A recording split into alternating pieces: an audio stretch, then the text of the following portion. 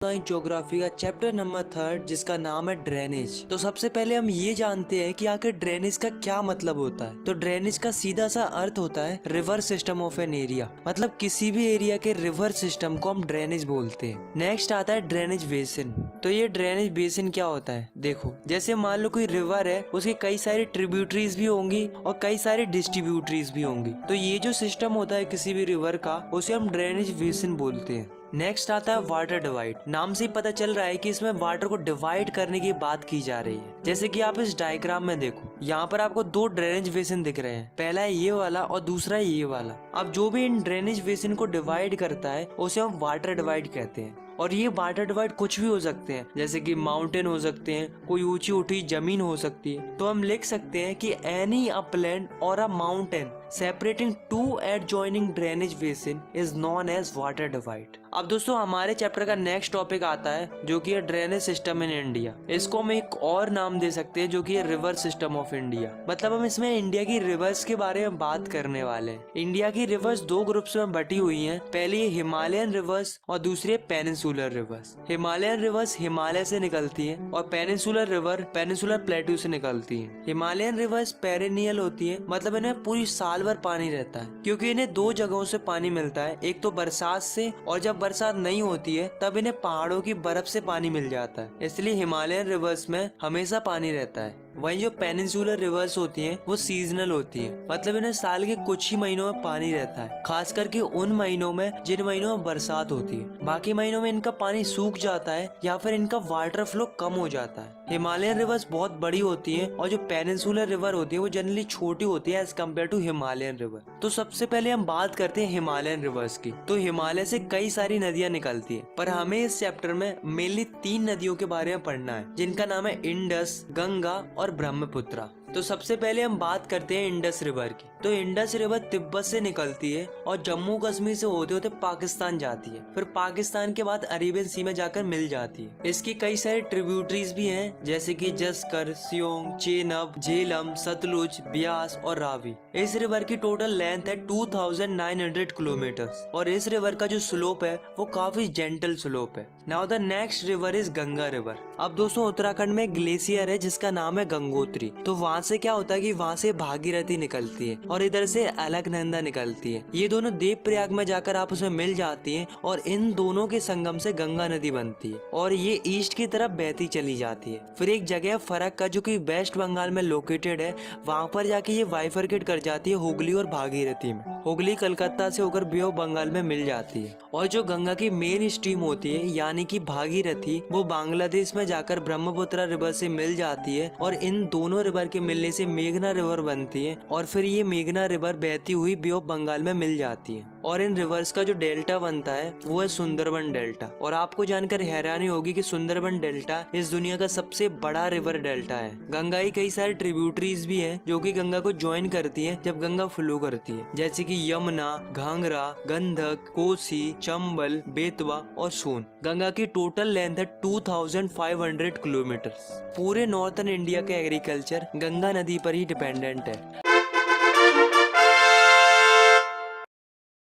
अब अगली जो रिवर है वो है ब्रह्मपुत्रा रिवर। ब्रह्मपुत्रा रिवर तिब्बत से आती है, इसको तिब्बत में जाम्पू बोलते हैं। ये जो रिवर है वो हिमालय की ईस्ट की तरफ से बहना शुरू करती है और नामचा वरवा आते ही वहाँ से यू टर्न ले लेती है और एंट्री करती है अरुणाचल प्रदेश में। अरुणाचल प्रदेश में इसको दिहांग बोलते हैं और ये बहती बहती चली जाती है असम तक और असम में इसको ब्रह्मपुत्रा बोलते हैं और फिर ये बांग्लादेश में चली जाती है, वहाँ पर इसको जमुना बोलते हैं और फिर ये भागीरथी के साथ मिलकर बे ऑफ बंगाल में मिल जाती है। इसकी कई सारे ट्रिब्यूटरीज भी हैं, पर 2 ही मेन ट्रिब्यूटरीज हैं जो कि इसको ज्वाइन करती है अरुणाचल प्रदेश में। उनका नाम है दिबांग और लोहित। जब ये तिब्बत से आती है तब इसमें काफी कम पानी होता है और सिल्ट भी काफी कम होता है, क्योंकि तिब्बत वाला रीजन काफी कोल्ड और ड्राई रीजन होता है। पर जब ये रिवर हमारी इंडिया के ईस्टर्न पार्ट में एंट्री मारती है तब वहाँ पर इसका वाटर लेवल इंक्रीज हो जाता है और सिल्ट भी इंक्रीज हो जाता है, क्योंकि हमें पता है कि इंडिया के ईस्टर्न पार्ट में काफी ज्यादा बरसात होती है। ये जो रिवर है वो काफी ज्यादा रिवराइन आइलैंड फॉर्म करती है। अब दोस्तों हर साल क्या होता है कि जब रेनी सीजन आता है तब रिवर ओवरफ्लो करने लगती है, जिसकी वजह से असम और बांग्लादेश के लोगों को डिवास्टेशन का सामना करना पड़ता है। Now the next is peninsular river, मतलब हम इसमें उन रिवर्स के बारे में पढ़ेंगे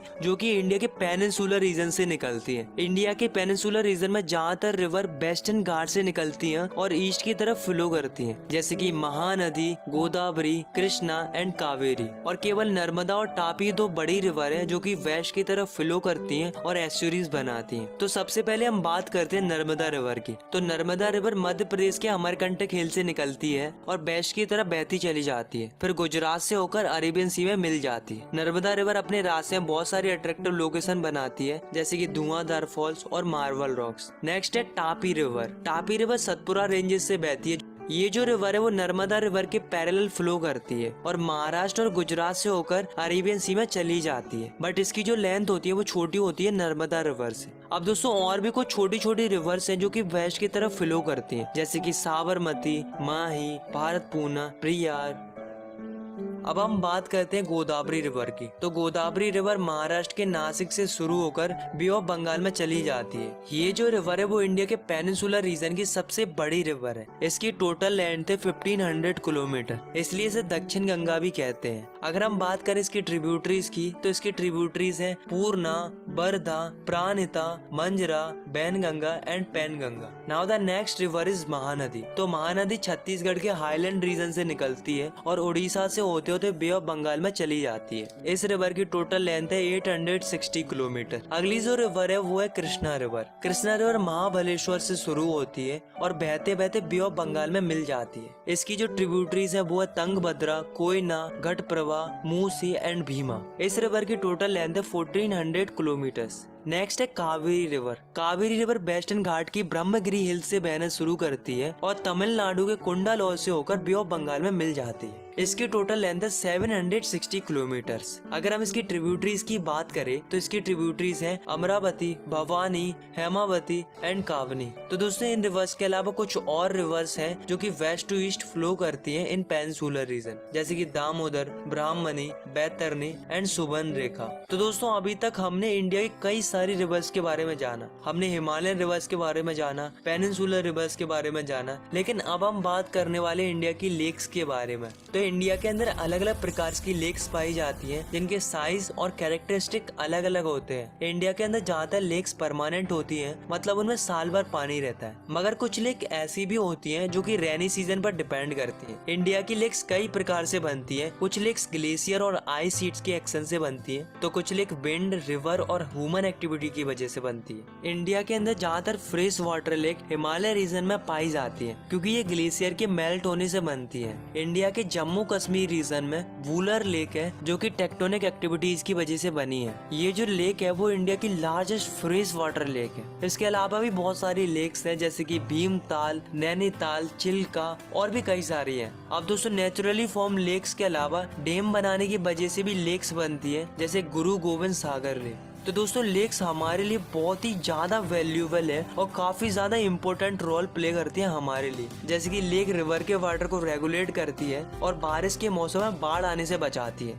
लेक की मदद से हम इलेक्ट्रिसिटी जनरेट कर पाते हैं by developing hydro power plant. Lakes अपने आसपास के क्लाइमेट को मॉडरेट करते हैं और एक्वाटिक इकोसिस्टम को भी मेंटेन रखते हैं। लेक्स किसी भी जगह की खूबसूरती को बढ़ाते हैं जिसकी वजह से टूरिज्म को भी बढ़ावा मिलता है। लेक्स के अलावा रिवर्स भी हमारी इकोनॉमी के लिए काफी ज्यादा इम्पोर्टेंट रोल प्ले करते हैं क्योंकि रिवर्स का पानी हम इरिगेशन के लिए यूज करते हैं, नेविगेशन के लिए इस्तेमाल करते हैं और हाइड्रो पावर जनरेशन के लिए भी इस्तेमाल करते हैं। लेकिन दोस्तों लोग अपने फायदे के लिए इन रिवर्स को बर्बाद कर रहे हैं। Domestic, municipal, industrial and agriculture के लिए पानी की डिमांड बढ़ रही है, तो लोग क्या कर रहे हैं, काफी ज्यादा क्वांटिटी में पानी निकाल रहे हैं नदियों से, जिसकी वजह से जो वाटर लेवल है नदियों का वो डिक्रीज हो रहा है और जो इंडस्ट्रीज होती है उनका जो गंदा पानी निकलता है उसे सीधा नदियों में डाल दिया जाता है, जिससे हमारी रिवर्स पॉल्यूट होती जा रही है और पानी की क्वांटिटी भी डिक्रीज होती जा रही है। और ये गंदगी इतनी ज्यादा हो रही है कि रिवर्स अपने पानी को सेल्फ क्लींस भी नहीं कर पा रही है। तो इसके लिए हमें और हमारी गवर्नमेंट को इस पर ध्यान देना होगा, जिससे हमारी रिवर्स और लेक्स हमेशा साफ बनी रहे। नो डाउट गवर्नमेंट प्रयास कर रही है, बट और भी ज्यादा फोकस्ड होने की जरूरत है।